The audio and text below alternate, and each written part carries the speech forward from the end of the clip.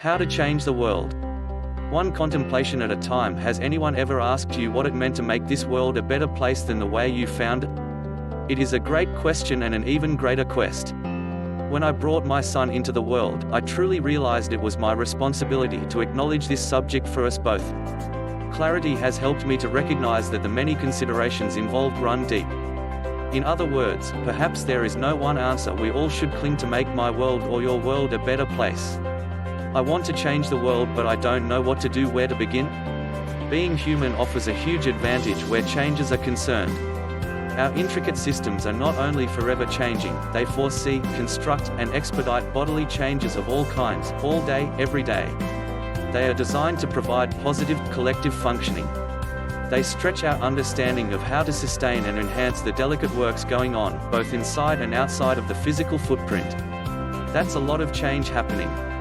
All we really have to do is acknowledge and respect the system's integrity, contribute to optimal performance, and remain sensitive to limitations and differences. So, what might happen if we applied these ideas to the world inside and outside of ourselves? It seems logical they might offer a simple strategy in changing your world and making the world a better place. If you want to change the world, acknowledge an awareness to make the world a better place, wouldn't it be helpful to embrace ourselves as positive contributors? How many positive changes come about with a negative outlook? Negativity is a form of blockage, restraint, and can bring positive contributions to an unfortunate impasse. The conscious acknowledgement and awareness of how our truest selves, our inner voices work, promises stronger potential for positive growth, change, and success. How to acknowledge inner dialogues. Acknowledging anything takes awareness, right? I try to open my mind as to what is happening inside and outside of my head. For example, when shopping for a new outfit, I think about my usual go-to tastes. I am aware I select basically the same styles and colors. What if I chose a different color for a change? How would that impact the world?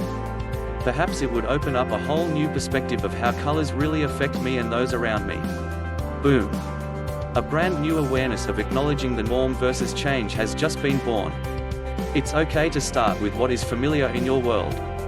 Wouldn't you like to see what could happen if you took one thing and designed it to support another idea or purpose? Respecting perspectives, whether considered right, wrong, or indifferent, is 100% necessary. Since I am not perfect or educated in every single area of life, I must agree to respect, acknowledge, and accept that I have so much more to learn about myself and others. How can I expect to change the world without respecting what I have to work with from myself or others? How to respect inner dialogues. Understanding how to respect our inner dialogues can be tricky because life is not dealt using only black and white cards. Life is not a straight path or one-dimensional. While most people have underlying commonalities to share, we all also may get stuck in thinking that my way is the best way or others' way is better than my own. Going back to the acknowledgement section above, I help myself remember what it is I need to become again aware of. In this case of respecting my inner dialogue, I first consider that I am not like everyone else. I am uniquely different on purpose and for a good reason. When I accept that my gifts, be them spiritual, emotional, physical, or something else, that my selections and my decisions are my own, I am given permission to respect myself and my inner dialogue better. Perhaps changing the world for the better is as easy as simply being more aware of this process. Contributing to changing the world around you deserves some TLC, tender, loving care. Thoughtful, specific, and honed suggestions are so much more helpful than tossing out poorly planned ditties. Contributions toward changing anything have a positive connotation rather, doesn't it? After all, contributing lends an understanding of assistance or improvement. That said, it is possible also to share negative contributions that have been carefully considered before exposure. Although perhaps a slippery slope, some negativity can actually contribute to positive changes when taking the most rewarding approaches. Experimenting with the exploration of self-contributions that support our own thoughts is a great place to visit. Hey, we all need support. How to contribute positively to negative inner dialogue. There have been many occasions where my inner dialogue just isn't very friendly or positive. It's a bother I would like to wish away and be done with quite simply. Since that usually doesn't work well, it's back to the drawing board of awareness. I try to decipher any outcomes by referring back to acknowledgement and respect before contributing to, for example, a conversation with personal opinions or values. Practice scenarios might just help awaken or heighten those tender, loving, care moments of pre-thought and awareness before speaking, too. If there is something negative exposed, turn it into a positive by trying to remember it's also okay to agree to disagree if unexpected problems arise. Sometimes we all need a little time to absorb opposing views when delivered respectfully. Remain sensitive. Remaining sensitive to the processes which can potentially change our world isn't always as easy as it sounds. However, sensitivity to our own limitations might help us be more sensitive to others' boundaries and different viewpoints. How to remain sensitive to inner dialogues. Remaining sensitive to my own inner dialogue and its impact on others could be one of the most important components there is to make my world a better place. When you want to change your world, whether internally or externally, feel free to try what I do. I feel more comfortable when I have a few good conversations with myself about the significance of remaining sensitive as a whole person whose desire is to make the world better. Sensitivity is not a weakness. Sensitivity is a gift and a necessity. Recalling our body's intricate systems, sensitivity is a crucial piece of the body's detailed functioning. Harshness inside a body just won't work due to the delicacies of the body's design. Sometimes folks have trouble with this clarity because of past experiences, belief systems, or lack of awareness and acknowledgement. When sensitivity is used in our day-to-day, often layers and layers of relationships improve. Whether personal or commercial relationships are at large, sensitivity equates to acknowledgement, respect, and contribution for our changing the world. After practice, these helpful hints can become a natural part of positive internal dialogues. Of course, internal dialogues may sound a bit clinical. How about just using a good old train of thought or putting on your thinking cap instead? After all, flexibility could be another plus here. Plus, it's always worthwhile to have a few good laughing inner dialogues, too. If laughter didn't exist, we would all be in a heap of trouble. No matter which part of my world needs or desires changing, the fundamental elements toward change are always the same.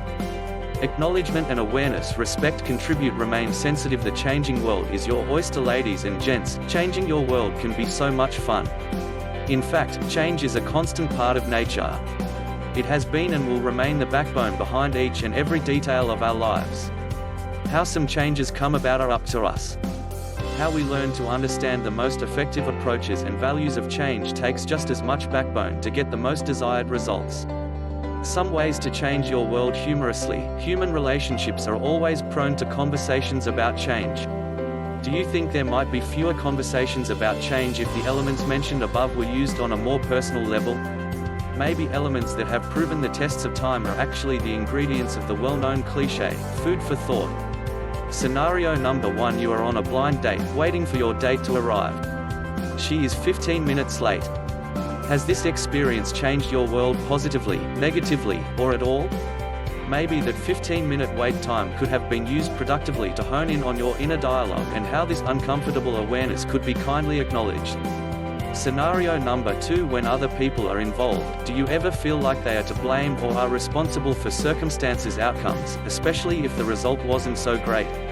I think this is one of the most overused, unfair, and unfortunate coping strategies ever, regardless of topic. Since no one enjoys the feeling of being blamed for anything, I try very hard to remember my inner dialogue's triggers.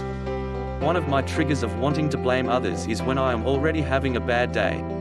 Internal conversations may not always offer the best advice if they lean toward blaming others for my personal discomfort or dissatisfaction of something. So, reeling myself in from playing the blame game is necessary. Blaming others for my misery is simply a cop-out. Scenario number 3. Standing in the grocery line, you see a mother with her 3 young children. This busy mum is so distracted by her children, she has forgotten several items on her grocery list. She is frazzled and doesn't have time to leave the line and retrieve her things. You see people in the front getting annoyed and impatient for having to wait any longer. What can you do? One of the most amazing gifts to the world and to ourselves is the gift of giving. Turning a challenging moment into a moment of joy and appreciation is a considerable way to instantly make your world and the world around you a much nicer place. Giving out of kindness offers healing, anxiety reduction, and love. If I had been in that grocery line, I could have offered to retrieve and pay for those items. That distressed mum really needed the world to change for her at that moment in a positive way. This is one key piece to the inner peace puzzle. Look for random opportunities to give freely and change the world for the better. Scenario number 4: offering ourselves the gifts of awareness, acknowledgement, contribution, and sensitivity speaks to the essence of human life. Trying to develop these wonderful gifts into healthy parts of ourselves does take effort too. In my